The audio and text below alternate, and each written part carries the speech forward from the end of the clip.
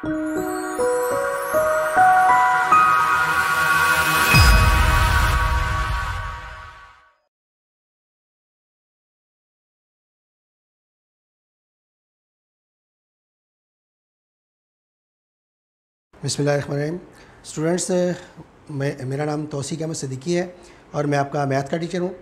इससे पहले कि हम अपनी स्टडीज़ की तरफ जाएं, मैं चाहूँगा कि आप हमारे चैनल NCES ऑफिशियल जो है इसको सब्सक्राइब करें और जो नीचे बेल आइकन मौजूद है इसको पुश कर दें ताकि आपको लेटेस्ट वीडियोज़ जो है वो अपलोड होकर मिलती रहें। तो चलते हैं आज के लेक्चर की तरफ। मैट्रिसेस हम पढ़ रहे हैं, नेगेटिव ऑफ अ मैट्रिक्स आज का टॉपिक है। तो negative of a matrix, let A be a matrix then its negative is -a। For example, यहाँ एग्जांपल मौजूद है। एक मैट्रिक ए लिया गया है, 1 -2 3 4। मैट्रिक आप किसी भी ऑर्डर का ले सकते हैं, 2x2 ऑर्डर में ले लें, 3x3 ऑर्डर में ले लें, 2x1 और 1/3 किसी में भी ले सकते हैं आप।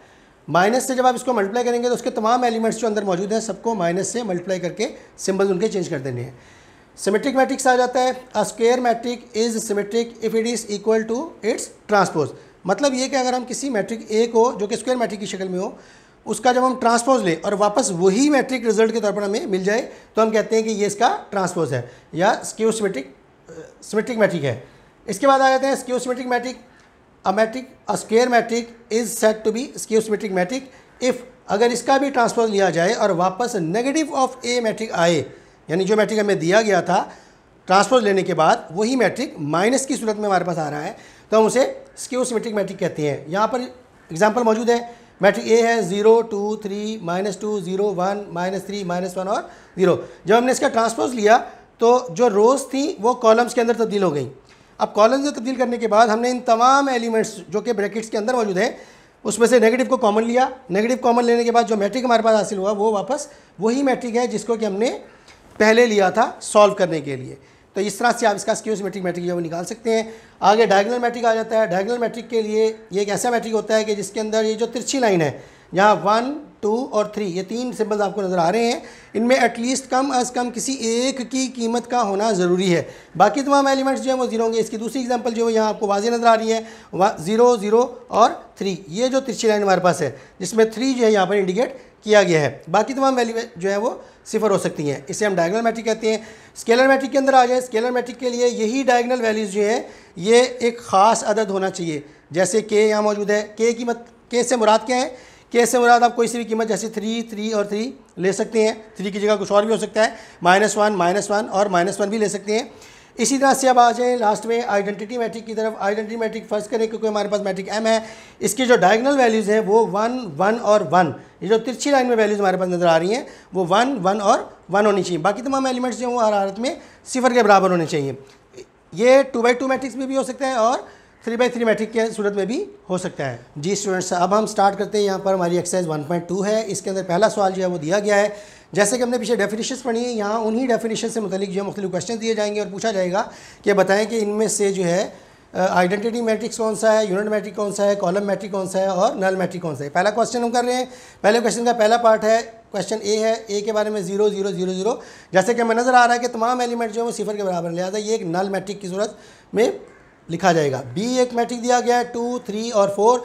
ये चूँकि एक सिंगल रो की शक्ल है लिहाजा ये रो मैट्रिक कहलाएगा। इसी तरह से नीचे कॉलम की शक्ल में 4 0 6 मौजूद है, ये कॉलम मैट्रिक कहलाएगा।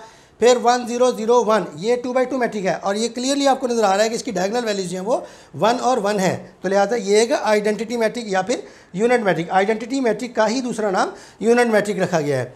इसी तरह से ई पार्ट हमारे पास आ जाता है, इसके एलिमेंट्स जो हैं वो सिफर हैं। अब यहाँ अगर देखा जाए तो ये तमाम की तमाम वैल्यूज़ इसकी 0 हैं, लिहाजा ये एक नल मैट्रिक के तौर पर पढ़ा जाएगा। इसी तरह से एफ है 5 6 और 7, ये एक कॉलम मैट्रिक की सूरत नज़र आएगा। क्वेश्चन नंबर 2 हमारे पास आ जाता है। ये भी सेम इसी तरह का क्वेश्चन है। इसमें पूछा जा रहा है आपसे कि स्क्वायर मैट्रिक क्या है, रेक्टेंगुलर मैट्रिक क्या है, रो मैट्रिक क्या है, कॉलम मैट्रिक, आइडेंटिटी और नल मैट्रिक्स जो हैं वो क्या दिए गए हैं। सवाल आपके पास बुक में भी मौजूद है, पंजाब PTB की जो बुक है उसके अंदर आप देख सकते हैं। तो यहाँ पर पहला पार्ट हमारे पास जो है, अगर इसको हम देखें तो ये 2 रोज़ और 3 कॉलम्स हैं। रोज़ की तादाद कॉलम्स की तादाद से डिफरेंट है। जब रोज़ की तादाद कॉलम्स की तादाद से डिफरेंट हो या कॉलम्स की तादाद रोज़ की तादाद से डिफरेंट हो तो हम कहते हैं ये एक रेक्टेंगुलर मैट्रिक है। तो लिहाजा इसकी जगह एब्रिविएशन यूज़ किया गया RACT डॉट रेक्टेंगुलर मैट्रिक। इसी तरह से सेकंड पार्ट में आ जाए तो ये एक सिंगल कॉलम है जो कॉलम मैट्रिक कहलाएगा। थर्ड पार्ट में आ जाए तो फिर वही 2x2 मैट्रिक्स हैं और ये एक स्क्वायर मैट्रिक की शक्ल हमारे पास मौजूद है। फोर्थ पार्ट हमारे पास आ जाता है 1001, जैसा कि पीछे भी हमने एक क्वेश्चन किया था, तो ये दोबारा से आइडेंटिटी मैट्रिक या फिर यूनिट मैट्रिक जिसको हम कहते हैं कहलाएगा। उसके बाद फिफ्थ पार्ट आ जाता है 1 2 3 4 5 और -5 और 6, ये एक रेक्टेंगुलर मैट्रिक यहाँ पर। और इस क्वेश्चन में अगर दोनों में आप देखें तो चीज़ वही बात कि यहाँ रोज़ की तादाद 2 है, कॉलम्स की तादाद 3 है, जबकि यहाँ पर रोज़ की तादाद 3 है और कॉलम्स की तादाद 2 है, तो ये भी एक रेक्टेंगुलर मैट्रिक ही कहलाएगा। उसके बाद आ जाए इसके 6 पार्ट के ऊपर, यहाँ ये क्लियरली नजर आ रहा है कि एक सिंगल रो है, तो ये एक रो मैट्रिक कहलाएगा। 7th पार्ट जो है ये कॉलम की शक्ल में है, कॉलम मैट्रिक कहलाएगा। 8th पार्ट जो है यहाँ 3/3 मैट्रिक जो है मौजूद है, ऑर्डर 3/3 है, तो ये एक स्क्वायर मैट्रिक कहलाएगा। और लास्टली जो है वो उसके तमाम एलिमेंट्स हमें नजर आ रहा है कि सिफर हैं, तो लिहाजा ये 0 होने की वजह से एक नल मैट्रिक जो कहलाएगा। नल मैट्रिक जो है उसे हम रिप्रेजेंट करते हैं कैपिटल O से। उसके बाद क्वेश्चन नंबर 3 आ जाए। क्वेश्चन नंबर 3 में सवाल उसने पूछा हुआ है कि स्केलर क्या है, डायगोनल क्या है, यूनिट मैट्रिक्स क्या है, तो उनके आपने जस्ट आंसर्स लिखने हैं। क्वेश्चन लिखें, ए पार्ट जो है वो स्केलर है, बी पार्ट डायगोनल है, सी पार्ट यूनिट है और डी जो है वो डायगोनल और ई पार्ट फिर वापस वही स्केलर मैट्रिक है। इसके लिए क्वेश्चन जो है वो आप पीटीबी की बुक से देख लें। अच्छा स्टूडेंट्स, अब हम जो है 1.3 शुरू करने से पहले जो है हम कुछ थोड़ा सा उसकी डिटेल जो है डेफिनेशंस की उसकी तरफ जाते हैं। मल्टीप्लिकेशन ऑफ अ मैट्रिक जो है बाय रियल नंबर्स जो है वो किस तरह से होता है, यहाँ क्लियरली आपको नजर आ रहा है कि 2 को हमने मल्टीप्लाई करना है किसी मैट्रिक ए के साथ। यहाँ मैट्रिक ए जो है वो 2/2 ऑर्डर का लिया गया है, आप किसी भी ऑर्डर का मैट्रिक ले सकते हैं। अब उसको मल्टीप्लाई करें, बाहर पड़े हुए 2 ने तमाम वैल्यूज़ को बारी बारी मल्टीप्लाई करना है। So 2 1 2, 2 3 6, 2 0 0 and 2 1 2। यहाँ पर हमारे पास ये इसका multiplication of a matrix by real number आ जाएगा। उसके बाद आ जाते हैं commutative law under addition. Commutation कहते हैं दो कीमतों के दरमियान ताल्लुक को, यानी अगर आप ए मैट्रिक को बी मैट्रिक में ऐड करें या फिर बी मैट्रिक को वापस ए मैट्रिक के अंदर ऐड करें तो दोनों का रिजल्ट सेम होगा, बस शर्त ये है कि इनके ऑर्डर्स सेम होने चाहिए। इसी तरह से association law under addition. Association के लिए याद रखें कि एसोसिएशन हमेशा 2 से ज़्यादा मैट्रिसेस के अंदर होती है। तो यहाँ पर हमने 3 मैट्रिक्स लिए हैं, ए बी और सी, ये 3 मैट्रिसेस हैं, इनके ऑर्डर सेम है। इन दोनों बातों में ऑर्डर का सेम होना ज़रूरी है। तो हम यहाँ पर a प्लस बी को ऐड करते हैं, इसे आप देख रहे हैं क्लियरली ब्रैकेट के अंदर शो किया गया, फिर बाद में हमने c को ऐड किया है। इसी तरह से यहाँ पर पहले ब्रैकेट्स के अंदर b प्लस सी को लिया गया और बाद में a को। तो यहाँ जो ब्रैकेट्स हमारे पास मौजूद हैं वो इस बात की इंडिकेशन करती हैं कि इसे एसोसिएट कर दिया, मखसूस कर दिया गया कि पहले इसे हल करें, बाद में बाहर मौजूद आंसर को इसके साथ सॉल्व करें। तो इस तरह से आपने एसोसिएटिव लॉ जो है वो एडिशन के तौर पर लेना है। आगे additive identity of a matrix आ जाती है। अगर a और b 2 मैट्रिसेस हैं सेम ऑर्डर के और आप उसको ऐड करते हैं, याद रहे कि इसके अंदर जो बी मैट्रिक है वो नल होना चाहिए। जब आप ए को ओ में ऐड करेंगे, ओ यानी नल मैट्रिक जिसके तमाम एलिमेंट्स जो हैं वो सिफर होती हैं, तो रिजल्ट आपके पास ए ही आएगा। इसी तरह से अगर ओ में आप ए को ऐड कर दें तब भी रिजल्ट आपके पास सिफर ही आएगा। यानी मैट्रिक ए जो है वो ओ के होते हुए अपनी आइडेंटिटी को नहीं खोता, वापस वो अपनी ही शक्ल इख्तियार कर जाता है। तो लिहाजा ओ जो है वो यहाँ पर इसका एडिटिव आइडेंटिटी एलिमेंट कहलाएगा। इसी तरह से additive inverse of a matrix आ जाता है। 2 मैट्रिसेस हैं सेम ऑर्डर के, ए और बी हमने लिए हैं। कुछ इस तरह से कि अगर ए में ऐड करें ए का ही नेगेटिव -a तो रिजल्ट हमारे पास ओ की शक्ल में आएगा, या फिर -a जो कि पहले से ही मैट्रिक मौजूद जो है उसका नेगेटिव है उसको वापस अपने मैट्रिक में ऐड करें, तो दोनों सूरतों में रिजल्ट हमारे पास नल मैट्रिक की सूरत में आएगा। इसको हम एडिटिव इन्वर्स कहेंगे। गाइस अब स्टूडेंट्स हम शुरू करते हैं एक्सरसाइज 1.3। पहला सवाल है, कहता है which of the following matrices are conformable for addition. Conformable for addition के लिए ज़रूरी बात यह है कि हमें यह पता होना चाहिए कि इनके ऑर्डर्स क्या हैं। जिन मैट्रिसेस के ऑर्डर सेम होंगे वही मैट्रिसेस आपस में ऐड किए जा सकते हैं। यहाँ पर आप देखें A B C D E और एफ ये क्वेश्चन दिए गए हैं। आप क्लियरली देख सकते हैं कि मैट्रिक ए जो है उसका ऑर्डर जो है वो मैट्रिक ई जो है इसके ऑर्डर के बराबर है, तो लिहाजा ए और ई वो कन्फर्मेबल है फॉर एडिशन। इसी तरह से बी और डी और सिमिलरली सी और एफ जो है ये कन्फर्मेबल है फॉर एडिशन। इसमें आपने ऑर्डर को ज़रूर फॉलो करना है। क्वेश्चन नंबर 2 में आ जाए, कहता है find the addition of inverse of following matrices. Additive inverse निकालना है आपने। एडिटिव इन्वर्स मतलब ये कि जो भी मैट्रिक आपको दिया गया है पहले आप उसका नेगेटिव निकालें।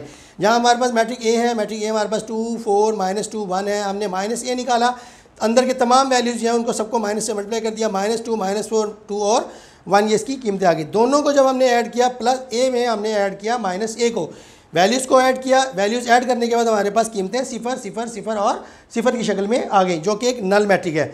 इसी तरह से इसका सेकंड क्वेश्चन आ जाते हैं। एफ पार्ट जो है वो हमने लिया है यहाँ पर √3 1 -1 √2। अंडर रूट्स वगैरह के आ जाने से क्वेश्चन के पैटर्न पर कोई फ़र्क नहीं पड़ता, आपने वैसे ही ऐड करना है जैसे आपने प्रीवियस वन को किया था।